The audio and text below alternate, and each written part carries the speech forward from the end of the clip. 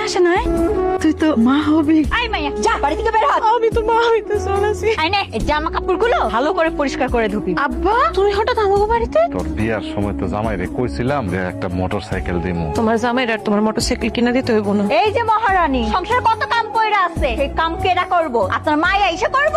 এই বুড়া বেটাটা কেডা কেন আইছে এই বাড়ি? আপনার তো চিনলাম না, আপনি কে? কেন আপনার মায়া আপনারে বলে নাই আমি জাহিদের বউ?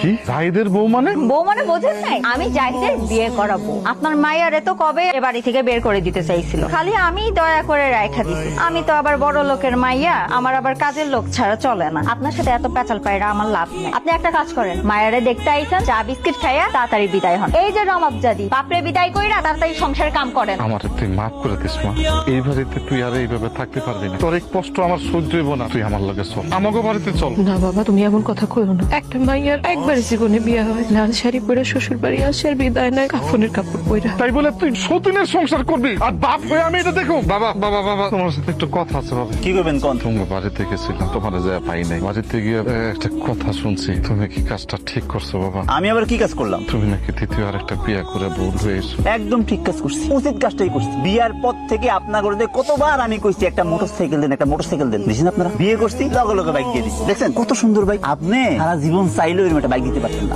সামান্য একটা মোটর সাইকেল, এই জন্য তুমি দ্বিতীয় আর একটা বিয়ে করছো? তুমি কি কাজটা ঠিক করলো বাবা? সামান্য বাইক, এই সামান্য বাইকটাই তো আপনি 1 বছর ধরে দিতে পারেন নাই। আসলে আপনার মায়ের কি হবো সেটা আমি জানি না। আপনার যদি কষ্ট লাগে আপনার মায়ের লাগে, আপনার মায়ের আপনার লয় করে লয়ে যান। আপনার বাইকও আমার দরকার নাই, আপনার মায়ের আমার দরকার নাই। এটা তুমি কি করতেছো? আমার মায়ের গর্ভবতী, তার পেটে তোমার সন্তান। ওই সন্তানের কথাটা তুমি একটু চিন্তা করলে না?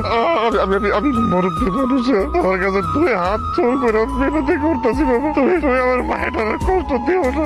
আমার মায়ের তুমি সতীনের ঘর করা না, দরকার হয় ওই বউটা যে কোনো ব্যবস্থা করে তুমি বাইর করে দাও। আমার মায়ের কষ্ট দিও না বাবা, তুমি এই কষ্ট দিও না। আমি মুরব্বী মানুষ, তোমার হাত ধরে তোমার কাছে বিনতি করতেছি বাবা, বাবা তুমি আমার মায়ের কষ্ট দিও না। এই হাত ছাড়েন তো। ভাবি ভাবি ভাবি জাহিদ ভাই তো বাইকে করছে।